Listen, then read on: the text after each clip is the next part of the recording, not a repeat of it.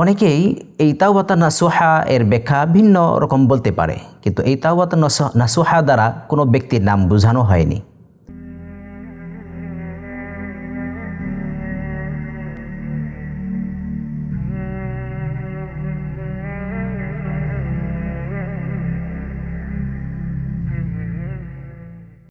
ইন্নাল হামদুলিল্লাহি ওয়াহদাহু ওয়াসসালাতু ওয়াসসালামু আলা মান লা নাবিয়্যা বা'দাহু ওয়া আলা আলিহি ওয়া সাহবিহি আজমাইন ওয়া বা'দ।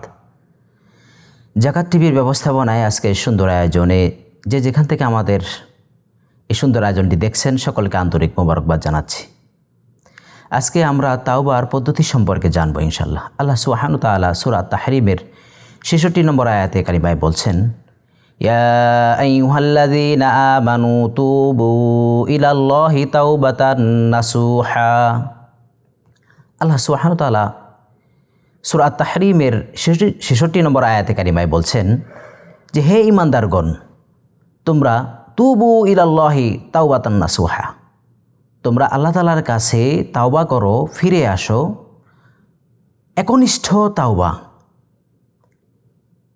তুবু, তোমরা তাওবা করো, ফিরে আসো, ইলাল্লাহি, আল্লাহর দিকে, তাওবাতান নাসুহা, এমন তাওবা যে একনিষ্ঠভাবে, যে মুখলিস নিয়তে আল্লাহ সুবহানাহু ওয়া তাআলার কাছে তওবা করা।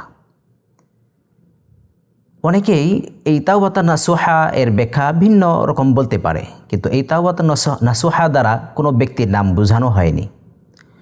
যদি কোনো ব্যক্তির নাম বোঝানো হতো তাহলে এভাবে বলা হতো, তুবু ইলাল্লাহি তাওবাতা নাসুহিন, নাসুহা নামক ব্যক্তির মতো করে তোমরা তাওবা করো।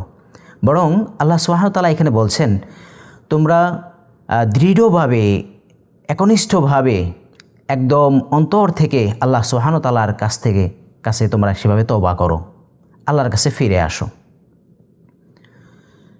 তাওবার নিয়ম হলো, পদ্ধতি হলো তিনটি। এক নম্বর হচ্ছে নিজের ভুলের স্বীকৃতি দেওয়া, দুই নম্বর হচ্ছে নিজের ভুলের জন্য, কৃতকর্মের জন্য আল্লাহ সুবহানাহু ওয়া তাআলার কাছে ক্ষমা চাওয়া, তিন নম্বরে পরবর্তীতে এ ধরনের গুনাহ বা ভুল বা খারাপ কাজ আর করব না বলে আল্লাহ সুবহানাহু ওয়া তাআলার কাছে ওয়াদা দেয়া। তাহলে এক নম্বর হচ্ছে নিজের ভুলের স্বীকৃতি দেওয়া, দুই নম্বর হচ্ছে ভুলের জন্য আল্লাহ তাআলার কাছে ক্ষমা চাওয়া, তিন নম্বর হলো পরবর্তীতে এই ধরনের গুনাহ করব না বলে আল্লাহ তাআলার কাছে কমিটমেন্ট দেয়া, ওয়াদা করা। আমরা সালাতের পরে মুনাজাতের মধ্যে অনেক সময় আমরা যে আয়াতে কারিমা বলি, রব্বানা যালামনা আনফুসানা ওয়া ইল্লাম তাগফির লানা ওয়া তারহামনা লানাকুনান্না মিনাল খাসিরিন। এই যে রব্বানা যালামনা আনফুসানা, আমরা বলি রব্বানা, হে আমাদের প্রতিপালক, হে আমাদের রব, যালামনা, আমরা জুলুম করে ফেলেছি, আনফুসানা, আমাদের নিজেদের উপরে। তাহলে প্রথমেই এক নম্বরই হচ্ছে আমাদের নিজেদের ভুলের স্বীকৃতি দেয়া। ওয়া ইল্লাম তাগফির লানা, হে আল্লাহ, আপনি যদি আমাদেরকে ক্ষমা না করেন, ওয়া তারহামনা, এবং আমাদের উপর যদি রহম না করেন, লানাকুনান্না মিনাল খাসিরিন, আমরা ক্ষতিগ্রস্তদের অন্তর্ভুক্ত হয়ে যাব। তাহলে এখানে এক নম্বর এবং দুই নম্বর কিন্তু অলরেডি চলে এসেছে। লানাকুনান্না মিনাল খাসিরিন দ্বারা এটাও বোঝানো হচ্ছে, আল্লাহ আমাদেরকে যদি ক্ষমা না করেন, আমরা ক্ষতিগ্রস্তদের অন্তর্ভুক্ত হয়ে যাব।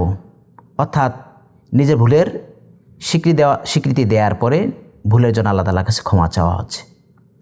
তিন নম্বর পয়েন্ট হচ্ছে পরবর্তীতে এই ধরনের গুনাহ করব না বলে আল্লাহ তাআলার কাছে ওয়াদা দেয়া। হে আল্লাহ, পরবর্তীতে যেন যে ধরনের গুনাহ, যে ধরনের পাপ কাজ আমার দ্বারা সম্পাদিত হয়েছে, ভবিষ্যৎ জীবনে এই ধরনের গুনাহ আমি করব না ইনশাআল্লাহ।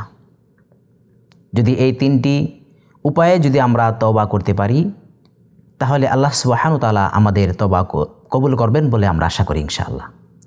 তওবা শব্দের অর্থ ফিরে আসা।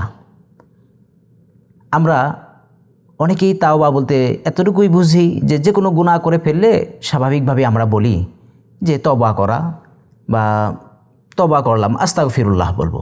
নিঃসন্দেহে আস্তাগফিরুল্লাহ শব্দটি আমাদের তাওবার একটি শব্দ।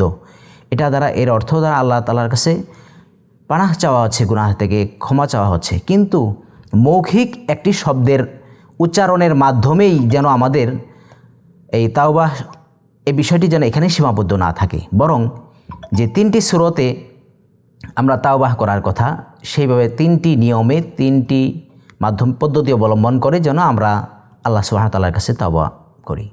সর্বশেষ নিজের ভুলের স্বীকৃতি দেয়া এবং ভুলের জন্য আল্লাহর কাছে ক্ষমা চাওয়া এবং পরবর্তীতে আল্লাহ তাআলার কাছে ক্ষমা, এই ধরনের ভুল আর করব না, গুনাহ করব না বলে আল্লাহ তাআলার কাছে ওয়াদা দেওয়ার পরে আরেকটি কাজ আমাদের আছে, সেটি হলো আমরা আমাদের সামর্থ্যের আলোকে আমরা কিছু নফল নামাজ, নফল রোজা, এরপরে হলো কিছু কাফারা আদায় করা, এরপর কিছু দান সৎকা করে দেয়া, এগুলোর মাধ্যমে আল্লাহ তাআলার সন্তুষ্টি অর্জনের জন্য চেষ্টা করা। আল্লাহ সুবহানাহু ওয়া তাআলা এই পদ্ধতিগুলো অবলম্বন করে আমাদের প্রত্যেককেই তাওবা করার তৌফিক দান করুন। তাওবা ছাড়া যদি কোনো মুমিন গুনাহ নিয়ে যদি কুফরি অবস্থায় যদি কেউ মৃত্যুবরণ করে, তাহলে তার স্থান হবে জাহান্নাম। আমরা কেউ জানি না আমাদের অবস্থানটা কোথায় রয়েছে। আল্লাহ সুবহানাহু ওয়া তাআলা আমাদের প্রত্যেককে বেশি বেশি নেক আমল করা তৌফিক দান করুন, গুনাহ মুক্ত জীবন গঠন করা তৌফিক দান করুন।